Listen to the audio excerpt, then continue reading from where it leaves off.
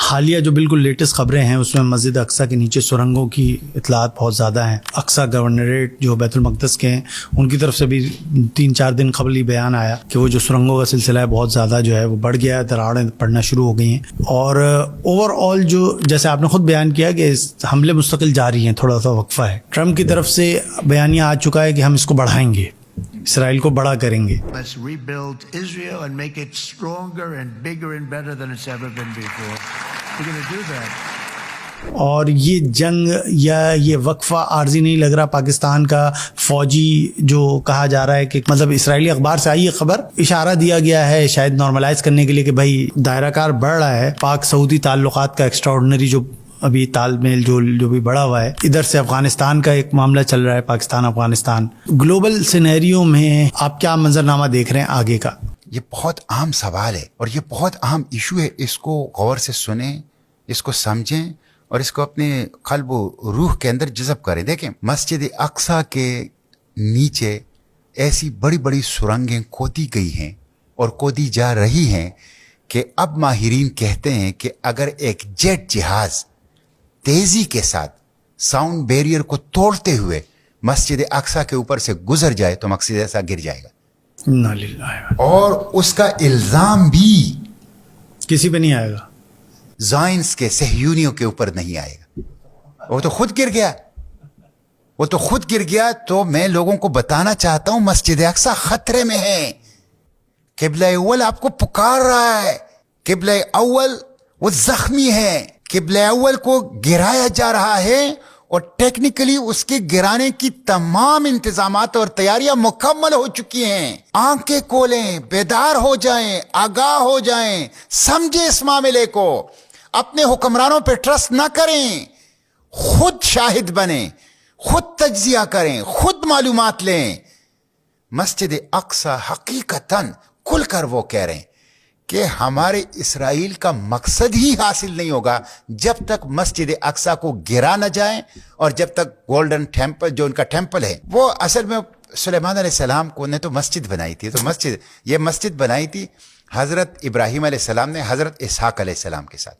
اور جو کعبہ تھا دنیا کے بت قدوں میں پہلا وہ گھر خدا کا, تو پہلا گھر وہ تھا اور دوسرا گھر اس کے 40 سال بعد یہ تھا. وہ ابراہیم علیہ السلام اور اسماعیل علیہ السلام نے بنایا, وہ ابراہیم علیہ السلام اور اسحاق علیہ السلام نے بنایا. ہمارے انبیاء تھے, جلیل القدر انبیاء تھے ہمارے, ہم اس کے وارث ہیں, ہم اس کے میراث کے حقدار ہیں. یہ تو سلیمان علیہ السلام کو کنگ سولومن کہتے ہیں. وہ کہتے ہیں ہمارا قبائلی سردار اور ہمارا بادشاہ تھا, اور یہ اسے ہدایت سے, نبی سے, پیغمبر سے کاٹ کے اپنے نسب کے ساتھ, اپنے جس کو کہتے ہیں نا کہ نسل پرستی کے ساتھ, اس کے ساتھ جو ہیں وہ جوڑتے ہیں, اور قبیلوں کے ساتھ. اور اسی لیے انبیاء کو قتل کیا ہے, انبیاء کے اوپر نعوذ باللہ بدترین الزامات لگائے ہیں. اور ہم جب ابھی قید میں گئے تو وہاں انہوں نے ایک شعر لکھا تھا, جہاں جہاں ہم نظر ڈالتے تھے مزامیر داؤد کا ایک شعر انہوں نے ہمارے لیے لکھا تھا. وہ شعر یہ تھا, الشعب الابدی لا ینسا ایتار الاعداء وامسک بہم. ہم وہ ابدی گروہ ہیں جو اپنے دشمن کو نہیں بھولتے, اس کا پیچھا کرتے ہیں اور اسے پکڑ کے کیفر کردار تک پہنچاتے ہیں. یہ انہوں نے ہمیں ڈرانے کے لیے مزامیر داؤد کا. لیکن یہ تو داؤد علیہ السلام کے تعلیم کے حقدار تو میں ہوں. داؤد علیہ السلام, میں تمہیں بتاؤں گا کہ ہم اپنے دشمن کو نہیں بھولتے, ہم اپنے دشمن کا پیچھا کرتے ہیں اور اس کو کیفر کردار تک پہنچائیں گے. اور ان زائنس کو, اس نتنیاہو کو, ان دہشت گردوں کو بھولیں گے بھی نہیں, پیچھا بھی کریں گے اور کیفر کردار تک بھی پہنچائیں گے. تو بات مسجد اقصیٰ کی ہو رہی ہے. مسجد اقصیٰ خطرے میں ہے, مسجد اقصیٰ پکار رہا ہے, مسجد اقصیٰ آواز دے رہا ہے رسول اللہ کی امت کو. سناٹا تاری ہے, اب سناٹا تاری. اور سناٹے کے ساتھ آپ دیکھیں اس کے محافظین تو ہم 2 ارب انسان ہیں, لیکن اس وقت عملاً اس کے محافظین غزہ کے عوام ہیں. اس لیے انہوں نے اپنی اس آپریشن کا نام ہی طوفان الاقصیٰ رکھا ہے. جی ہاں, طوفان الاقصیٰ رکھا ہے. تو اب غزہ میں کیا ہو رہا ہے, جو کہ محافظین ہے اقصیٰ کے, وہاں پہ انٹرنیشنل سٹیبلائزیشن فورس تعینات کی جا رہی. اور ہمارے وزیر دفاع کہہ رہے ہیں یہ اعزاز ہے, ہمارے رانا ثناء اللہ کہہ رہے ہیں کہ یہ اعزاز ہے, پاکستان کی فوج وہاں جائے گی. بھائی یہ اعزاز تو 1947 سے تھا, یہ اب بن گیا جب ٹرمپ نے کہا. یہ اعزاز تو اس وقت تھا اور اس وقت سے ہے جب اللہ اور اس کے رسول نے کہا ہے، جب علماء نے جہاد کا فتویٰ متفقہ طور پر دے دیا اس کے بعد کہ مسلم حکمرانوں اور جردیلوں کے اوپر فلسطین کے حالات کے تناظر میں جہاد فرض ہو چکا ہے، اور جو اس فرض کو پورا نہیں کرے گا عند اللہ گنہگار ہے. تو آپ نے تو اس وقت کچھ نہیں کہا کہ ہمیں فوج بھیجنی چاہیے، اب یہاں ہمارے فورسز وہاں جانے چاہیے. اب جب ٹرمپ نے کہا تو آپ کہتے شہادت آپ کو یاد آ گئی، آپ کو فضیلت یاد آ گئی.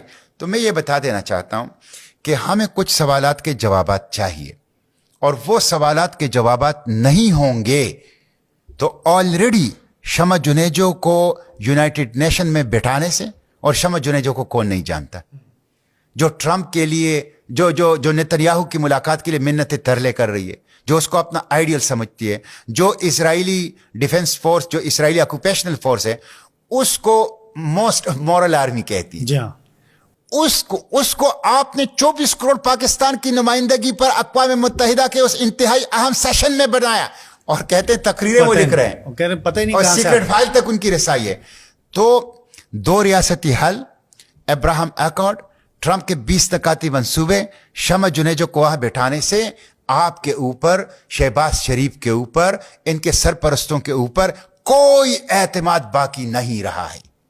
جو شخص شرم الشیخ میں ٹرمپ کی اس حد تک تعریفیں کریں کہ پورے پاکستانیوں، 24 کروڑ پاکستانیوں کے سر شرم سے جھکا دیں، اس کے اوپر اہلیان غزہ، فلسطین اور اقصی کے حوالے سے کوئی ٹرسٹ ہمارا نہیں ہے، کوئی اعتماد ہمارا نہیں. میں کھل کر بتا رہا ہوں، اور میں عوام سے بھی کہتا ہوں، کوئی ٹرسٹ نہ کرو حکمرانوں کے اوپر، کوئی اعتماد نہ کرو حکمرانوں کے اوپر. ہمیں انٹرنیشنل اسٹیبلائزیشن فورس میں ایک جز کی حیثیت سے پاکستانی آرمی کی تعیناتی کے حوالے سے چند سوالوں کے جوابات چاہیے. نمبر 1، ہمیں یہ بتا دیا جائے کیا یہ یونائٹڈ نیشن کا منصوبہ ہے یا ٹرمپ کا امن منصوبہ ہے. نمبر 1.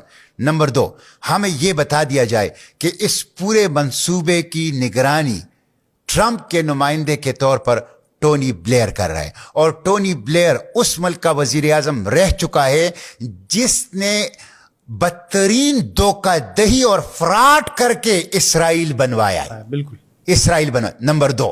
نمبر 3، یہ ہمیں بتا دیا جائے کہ پاکستان آرمی وہاں کس کے کمانڈ میں ہوگی، کمانڈ کون کرے گا. نمبر 4، ہمیں یہ بتا دیا جائے کہ کیا اس انٹرنیشنل اسٹیبلائزیشن فورس کے جو دائرہ کار ہے، احاطہ کار ہے، وہ کیا ہوگا.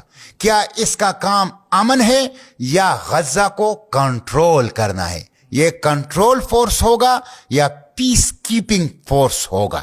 یہ 5واں سوال، ہمیں یہ بتا دیا جائے کہ پاکستانی فوج کیا اسرائیل کے آکوپیشنل فورس کے ساتھ رابطے میں، ایکویشن میں، لیزان میں آئے گی.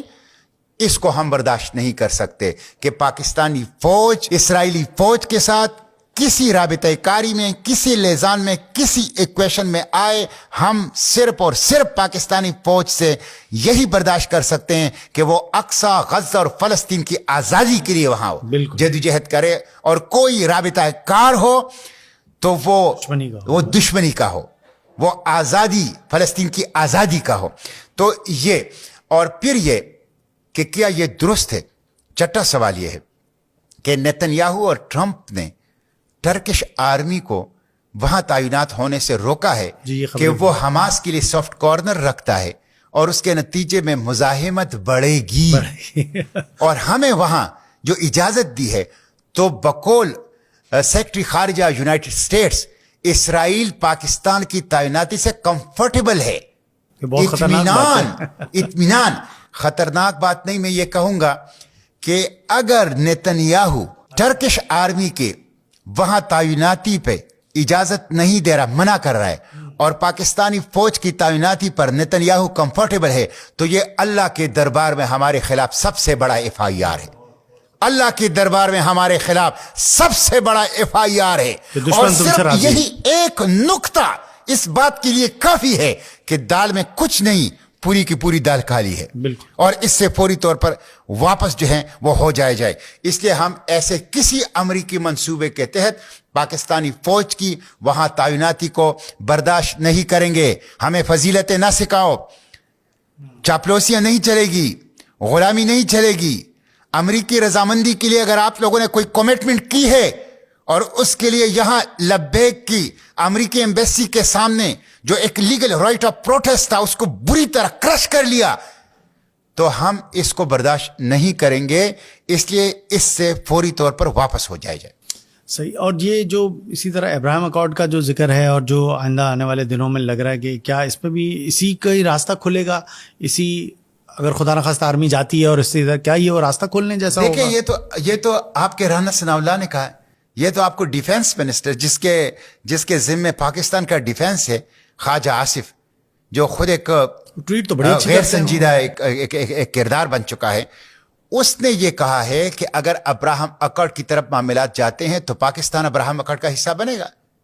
پاکستان جو ہے وہ اپنی پوزیشن کو پھر اس کے اندر ایڈجسٹ کرے گا.